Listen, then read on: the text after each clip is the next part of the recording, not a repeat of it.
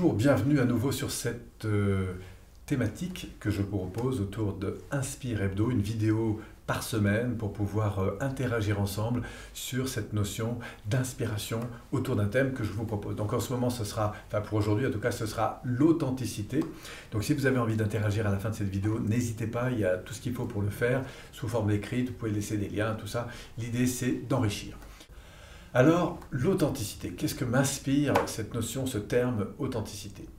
C'est un terme que j'ai beaucoup entendu, parce qu'évidemment je suis dans la formation depuis des années maintenant, et donc cette question, surtout quand on aborde des outils de développement de soi, de relations, de gestion des émotions, on se dit, mais finalement qu'est-ce qui reste de l'authenticité? Puis après tout, on commence à vouloir tout contrôler.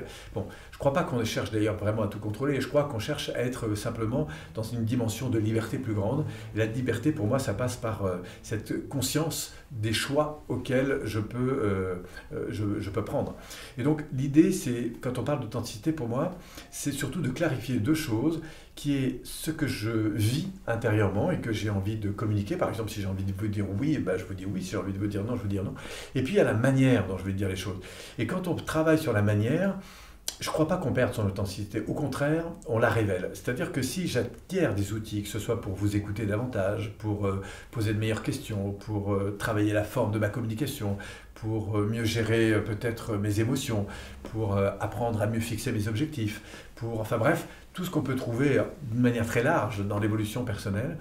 Je crois que l'authenticité, c'est justement le fait de pouvoir, alors évidemment, exprimer très librement ce que l'on a à l'intérieur de nous, mais travailler sur la forme de l'expression, pour moi, ce n'est pas quitter sur l'authenticité. Par contre, se retenir, manquer de qualité d'expression dans la forme, tout ça, c'est quelque chose qui est pour moi important.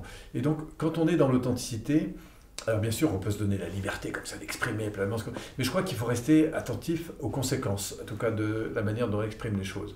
Je crois que tout peut se dire, mais pas n'importe comment. Voilà, c'est ça qui me touche moi dans cette notion d'authenticité. Comment être authentique, mais en y trouvant la belle forme. Voilà, simplement parce que ça a des conséquences.